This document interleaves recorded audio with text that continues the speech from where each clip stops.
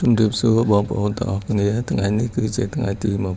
21ខែ4ឆ្នាំ2026សម្រាប់តម្លៃហាងឆេងមាសនៅព្រឹកនេះមានការធ្លាក់ចុះរីឯតម្លៃហាងឆេងប្រាក់ក៏មានការធ្លាក់ចុះតិចតួចផងដែរបើយើងប្រៀបធៀបទៅនឹងតម្លៃហាងឆេងមាសនិងប្រាក់កាលពីព្រឹកម្សិលមិញសម្រាប់បងប្អូនដែលពុំទាន់បានចុចជាវឬក៏ចុច Subscribe នៅលើ Channel YouTube របស់ខ្ញុំសូមបងប្អូនជួយចុចជាវក៏ដូចជាចុច Subscribe នៅលើ Channel YouTube របស់ខ្ញុំដើម្បីទទួលបាននៅព័ត៌មានស្ដីពីតម្លៃហាងឆេងមាសនិងប្រាក់ដែលខ្ញុំផុសជាប្រចាំថ្ងៃសម្រាប់តម្លៃហាងឆេងមាសនៅព្រឹកថ្ងៃទី21ខែ4ឆ្នាំ2026នេះមានដូចតទៅ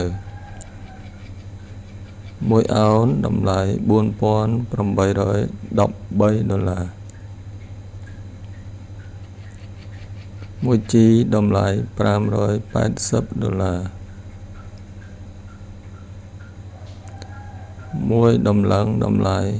$5,803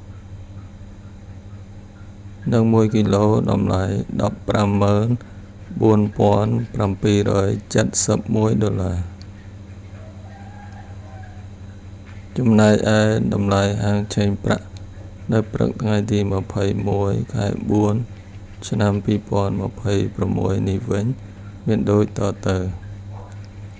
1អោនតម្លៃ$79 1ជីតម្លៃ$9 1